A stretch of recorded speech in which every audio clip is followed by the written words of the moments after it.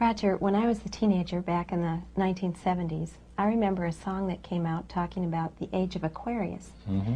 And since then, we've seen the development of the New Age, and I wondered if back when you were involved in spirit worship, if they talked about New Age at all. Oh yes, it was a big thing that was coming up. One of the major deceptions of the last days. And the priest told us, we talked quite a while, and then he said, could I have a little bit more of your time? I want to do something very fascinating. He says, the grand plan, the master's grand plan for harvesting the nations, for harvesting the multitudes of the earth into his cause, just before the close of the great controversy between the forces of good and evil. So we continued, after we expressed ourselves that we're deeply interested to know more about the activities of the spirits.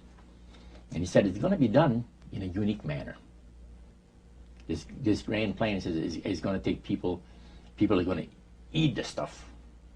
Because he says spirits, demon spirits, will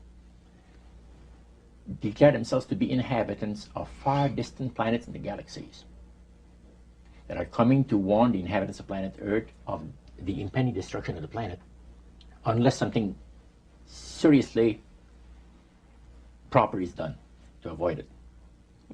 And he went on saying that they will claim to have out-of-body experiences. Are you familiar with out-of-body experiences? I've read about them. In other words, so there's some persons are supposed to be able to, they believe in their immortal soul. Astral soul projection.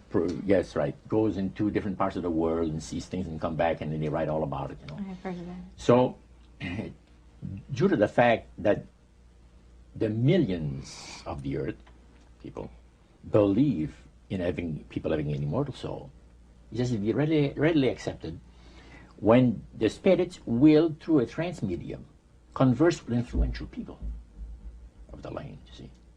Now, what is a trance medium? It's a channeler today. What is known today as a channeler? Channeler, yeah.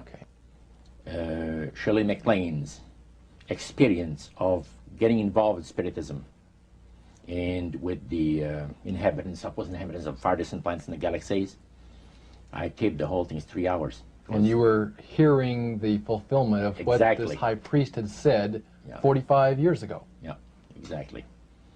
So he went on explaining about the fact that the spirits will show themselves willing to give valuable guidance that will not only help people avoid the destruction of the planet, but it would cause it to enter into a higher state of existence.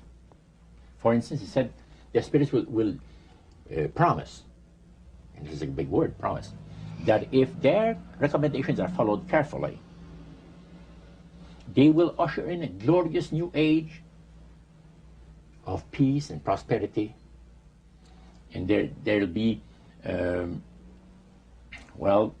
be no more wars, see? There'll be no more famines, there'll be no more people getting unhappy with one another, neighbors will love neighbor, and social unrest will not take place no more.